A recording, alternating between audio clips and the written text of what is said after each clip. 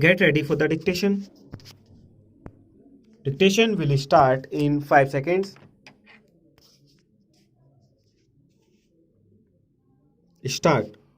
Sir, when I take part in the discussion, first of all, I wish to point out that the Sarkaria Commission was not given a free hand to examine the developments which had taken place in the last 40 years in India.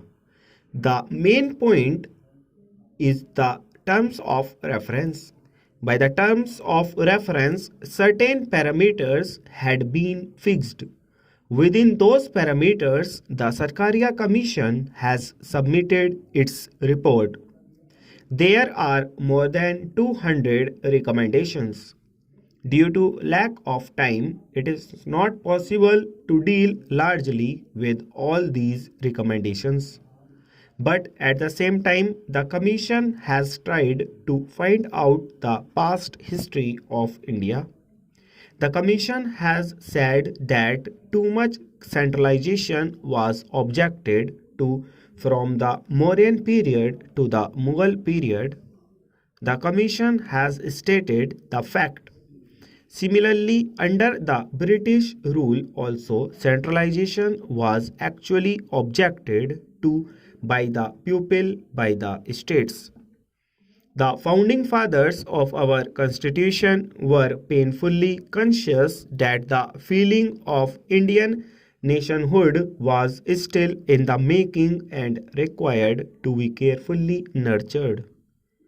They therefore built a constitutional structure with a powerful central government envisaging the emergence of an indivisible and integrated India. The concept of a strong center, which is necessary to meet India's immediate needs, was virtually in the later period converted into the concept of a unitary state with priority for the center in all cases.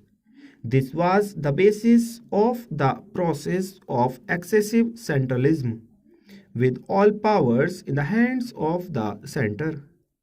India is developing in the path of centralism, capitalism, especially monopoly capitalism. When monopoly capitalism develops in a country, it is then natural that the general argument will be for centralization of the powers in the hands of the central government because they want to protect the interests of the monopoly capitalists and also help the capitalists. So, that is the natural argument.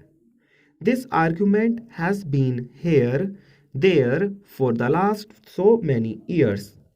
But our centralization has taken place and we know that it has taken place. What is the result now? Many are talking about the unity of the country, about the integrity of the country, but what has happened in the states? Communal forces have grown, divisive forces have drawn, and the integrity of the country has been jeopardized. When the powers were vested in the hands of the center, why has the center failed? The Khalistan movement is there, and there are other movements also, secessionist movements. Now, some people are demanding a Jharkhand state, and then there is a demand for an Uttarakhand state. These are all developing. There was a similar demand in Darjeeling, but fortunately, that has been solved now. But our vociferous tendencies are grown, and the central has not been able to control them. The center has not been able to prevent them, but they think that only for the center and not for the states that the unity of the people has to be maintained. The question of center state relations in India is not a question concerned only with the implementation of federal principles or with preventing the violation of those principles or suggesting a few constitutional amendments, but it is concerned with the question of maintaining Indian unity, maintaining and consolidating the sense of Indianness or Indian oneness among all the constituents of the Indian Union, with the center as the expression of that unity, but for maintaining that unity, which has enabled us to compel the British to quit the constituent units, have not received any reward in the integration of the units, because the constituent units consisted of weak territories, each with its own language and heritage, and in these huge linguistic national units, their linguistic identity and sense of unity grew side by side with the identity of the Union. So, a deep thought has to be bestowed on how to maintain the unity with the support of the people, with the support of the states. But that is not the concern of the central government. The Sarkaria Commission has been able to make certain recommendations within certain parameters. Even within those parameters, two recommendations are there. One is that it is neither advisable nor necessary to make any drastic change in the basic character of the Constitution. The second is that the electoral system can be continued like this.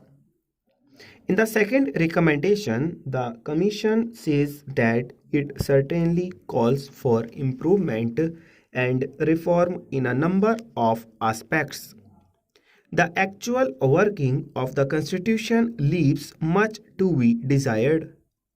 It has said about the changes proposed in the financial aspects of the Indian Union and the states. The arrangements are far from being satisfactory, and it has said about the role of the governor's reservation of state bills for consideration of the present use of extraordinary powers, etc., etc. The Commission has said about the Intergovernmental Council with a comprehensive size.